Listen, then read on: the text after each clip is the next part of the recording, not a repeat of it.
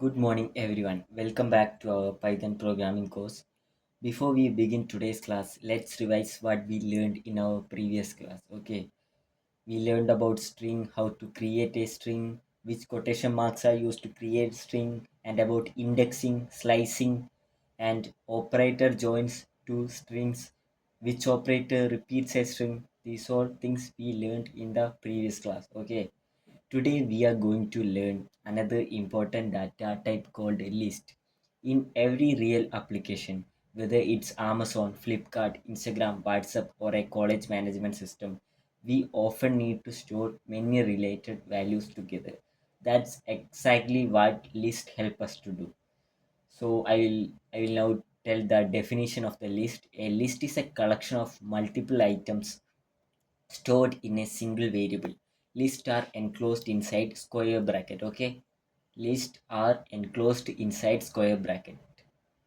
So let's understand with a simple example. Imagine you are a class teacher. You want to store the marks of five students without using a list.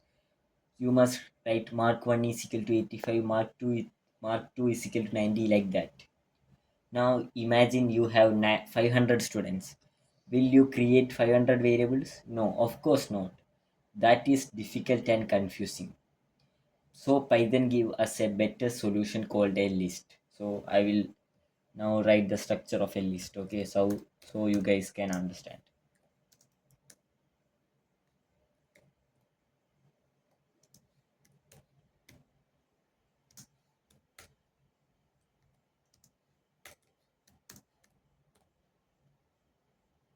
So this is first list. So this is the example structure of a list. Okay, here marks is the variable name. This square bracket tells Python this is a list. Every value inside the list is called an element. Each element is separated by a comma. These are the rules of the list. Okay. Instead of creating five different variables, we have stored all five marks in one variable itself. Okay. That's an advantage for the list. So now we can do one thing. I think, yeah. I will ask you one question. What are some examples where we store many values together? Student names, mobile contacts, cricket players, subject, like that. We store values together. So whenever we have a group of related data, we generally uses a list.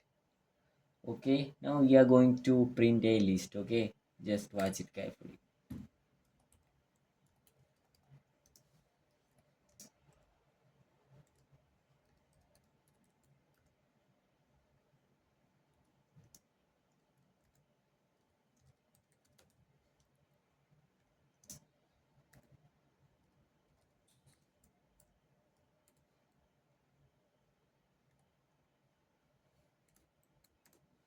Now print fruits. Okay.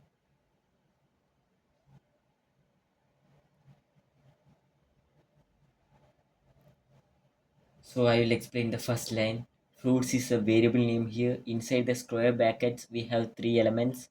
The first element is apple, second element is banana, third element is mango. Python stores all values together. In the line 2 print fruits, print displays the complete list. Okay. So this is the output. We get the output as right. Code execution is successful. Okay. Now I will do one more example so you can understand. Okay. Just I am changing this fruit's name to some numbers. Okay.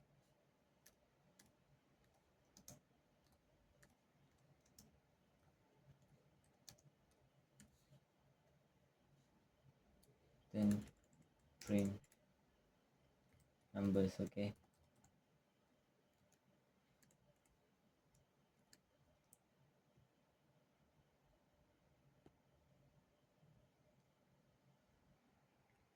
So here the code execution is successful. With this we can understand that list can store numbers as well also. Okay. Now we can do another experiment. Okay. Okay, we can do another question.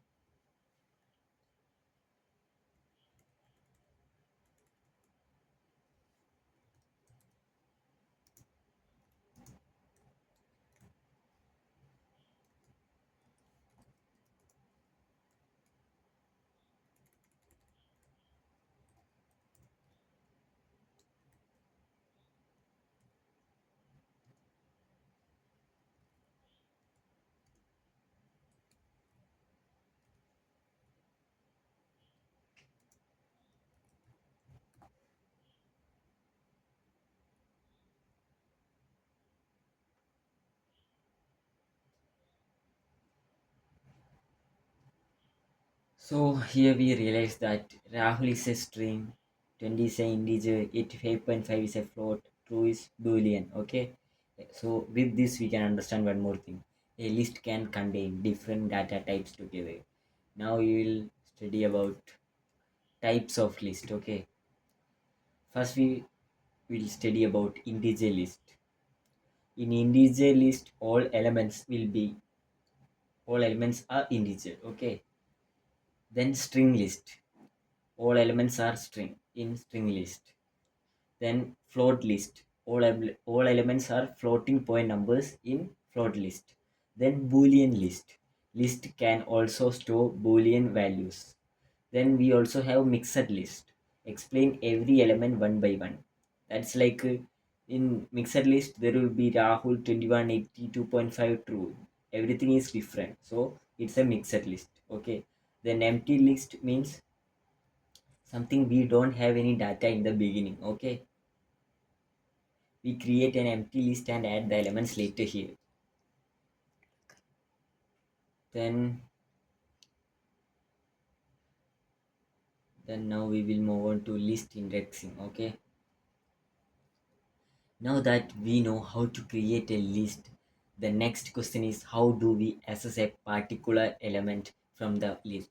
Suppose I have a class of 50 students. If I want only the name of the first student, should I print the entire list? No.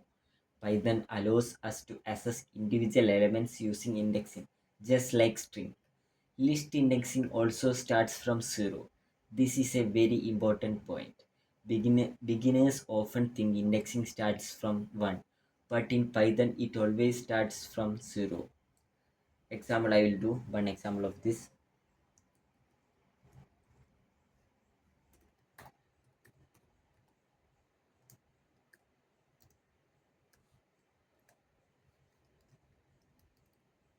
Apple, banana.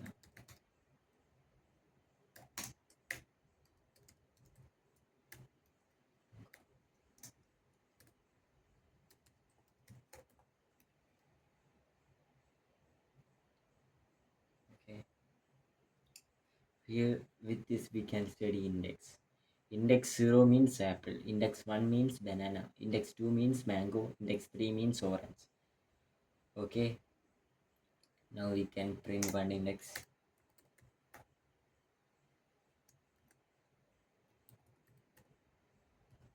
fruits, can print the index 0. Okay, so we'll get the answer as apple. Okay, in the first line we created a list with 4 elements. Okay, here the variable is fruits. Second line we printed fruits. Go to the list named fruits, read the element from the index. Here index 0 is apple, so index 0 apple. The code execution is successful. We can try now 2 also. 2, we tried 2, now we will get mango. Yes, we get the index mango. Now we can try 3, so you will get the answer orange. Okay,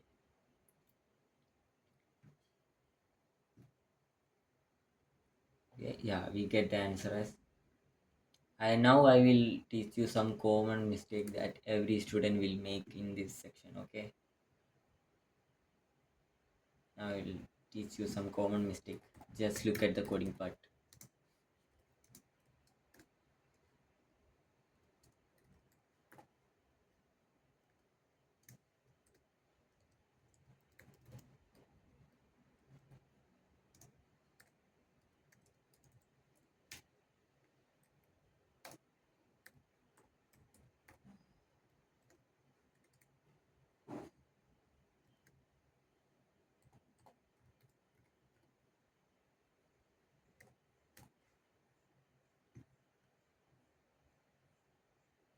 There's a small error, so we are going to just correct it. Okay, okay, so we can just check where is the error. Okay, next list index out of range. Okay, yeah, we will get the error. I just kidded you. This is a major error that every student make. because list index is out of the range. Here there is no list index like 5, so we will get the error. This is some tricky MCQ question that student will got. Okay, now we will talk about negative indexing. Okay, we'll, I will teach you about negative indexing now. First, I will read the theory of negative indexing. In the previous chapter on strings, we learned negative indexing. Lists also support negative indexing. Negative indexing starts counting from the end. Okay, if the fruits are apple, banana, mango, orange. Apple, mango, banana, orange. Okay, I will show you with an example so you can understand fruits.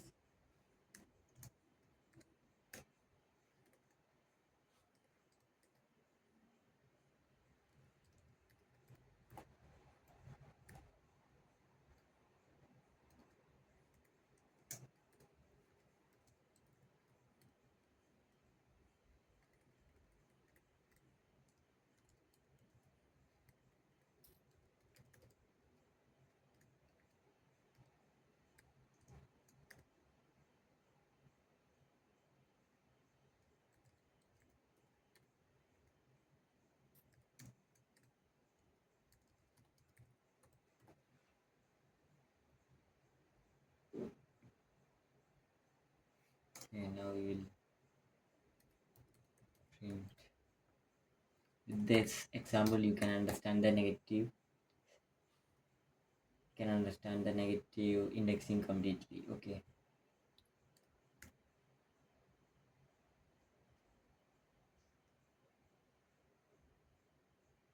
yeah, we get the correct output as orange. Okay, Python starts counting from the end here. -1 means orange, -2 means mango, -3 means banana, -4 means apple. Okay, now we are going to the next part of named as updating list elements. Okay, one special feature of list is always they are mutable. Mutable means changeable. Unlike string, we can change list elements. Okay, now I will show you with an example so you can understand it.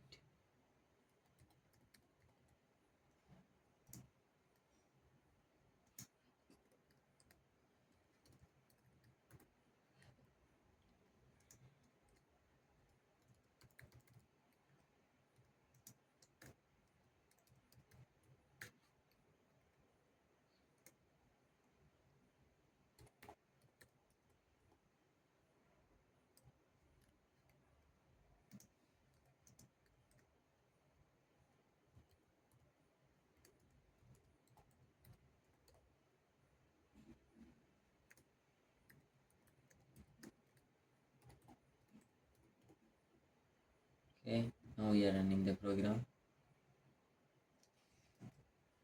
Oh yeah, we get the right answer. Apple, grapes, mango. From the first line, we created the list. Then the second line, we go to the index number 1 and we get the when we replace banana with grapes, like that, how we get the answer. So, this is the part of updating list elements. Okay, now there is some classroom activities. Okay, I will give some question now to practice you from home. Which index contain the first element? Which index contain the last element using negative indexing? Can we change elements in a list? Why are lists called mutable? Okay, these are the some homework question that you must do it from the home. Okay, now we are going to the topic of operations on list. So far we have learned what is a list, how to create a list, how to access elements using indexing, how to update list elements. And now let's learn some common operations that we can perform on list, just like we can add or multiply numbers. Python also allows us to perform operations on list. Okay, now we can practice the first operation, finding the length of a list. Okay, The length function is used to find the total numbers of elements in a list. So we will clear it with an example.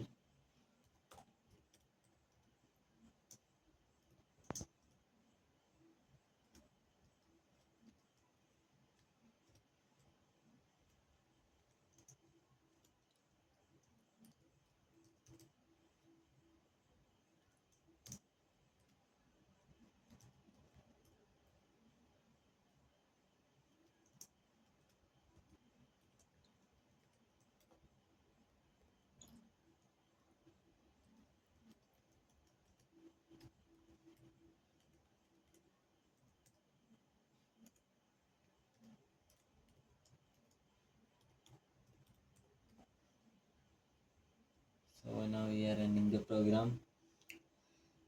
In the first line we created a list with four fruits. The second line length count the number of elements present in the list.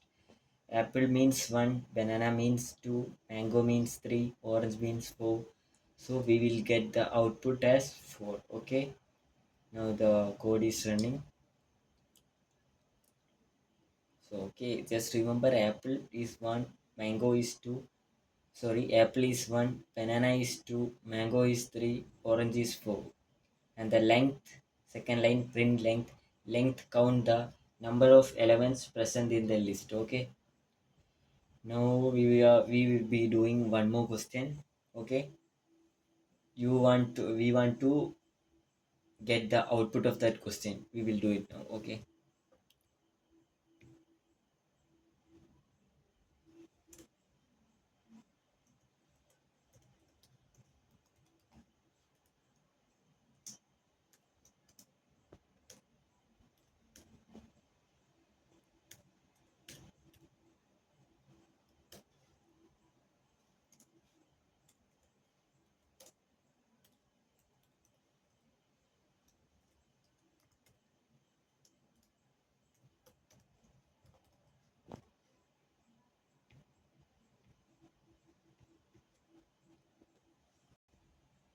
So we get the correct output.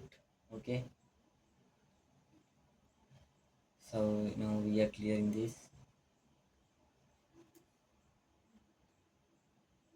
Let's move on to the next question. Operation 2, concatenation. Okay. The concatenation means operator joins two lists together. Okay. I will show you with an example.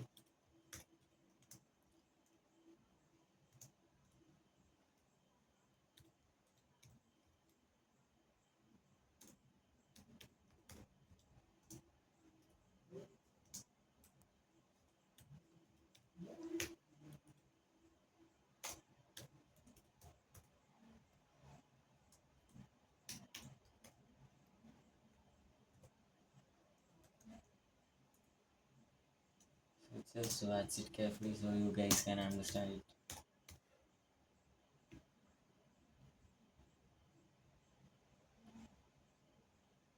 Yeah, we get the correct output. Okay. This is how concatenation work. Okay. The press operator adds it. Join to list. Now we will move to membership operator. Okay.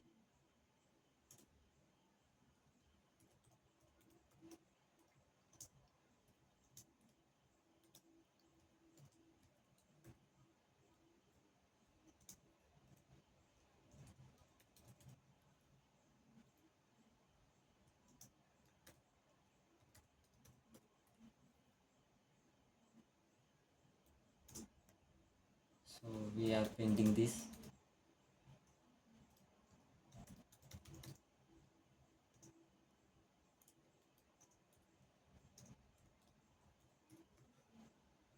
So now we are just running the program. We will get the output as true.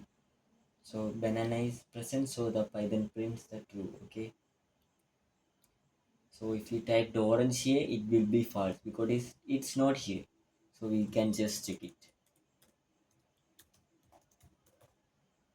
Yeah. Now the output will become false. Okay. Because Orange is not present in the list here. So Python provides many built-in methods that makes working with list easier. Today we will learn about the most commonly used method.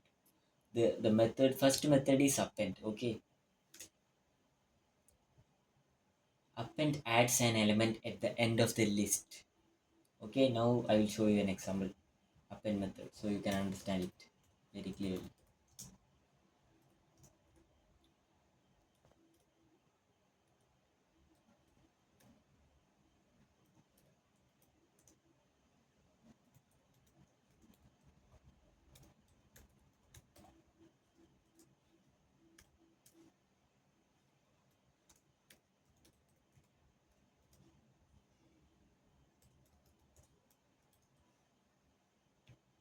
So now I am running the program. First line we created the list. Second line append. Append means add.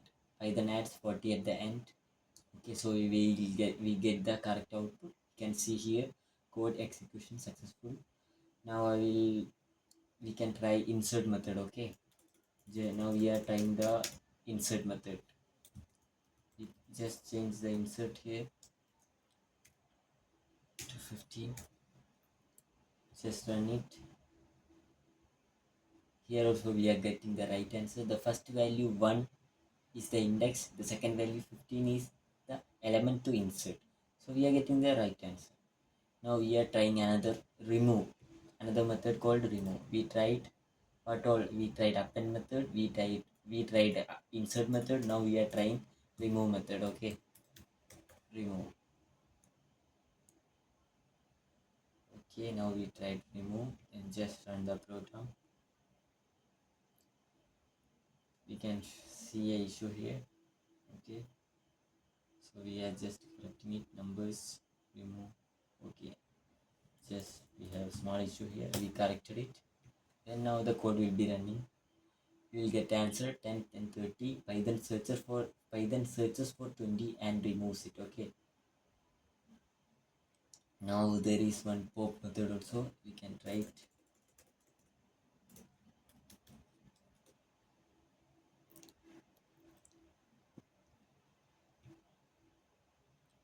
Here the 30 will be removed. We will get output 10 20. Okay, now I will introduce sort method. Sort. Here we will get output 10 20 30, 10 20 and 30. Okay, Python automatically arranges the numbers from the smallest to the largest here. Okay, now so everyone, we reached the end of the today's class. Let's quickly revise everything we learned about list in Python. Today we learned that a list is a collection of multiple items stored in a single variable. Instead of creating many separate variables, we can store related data together in one list, making our program simpler and most organized. We learned that lists are created using square brackets and each item in a list is called an element. Elements are separated by commas. We also know that list can store different types of data. We also know that list can store different types of data such as integers, floating point numbers, strings, boolean values, even a combination of different data types in the same list. Okay, in the next class, in next we learned about list indexing. Just like strings, list indexing starts from 0, which means the first element has index 0, the second element has index 1, and so on. We also studied negative indexing, where the last element has index -1 and the second element has -2 and the fourth. Thus, this helps us access elements from the end of the list. Okay, so thank you everyone. Keep practicing Python every day. Practice is the key to become a good programmer. See you in the next class. Have a great day. Thank you.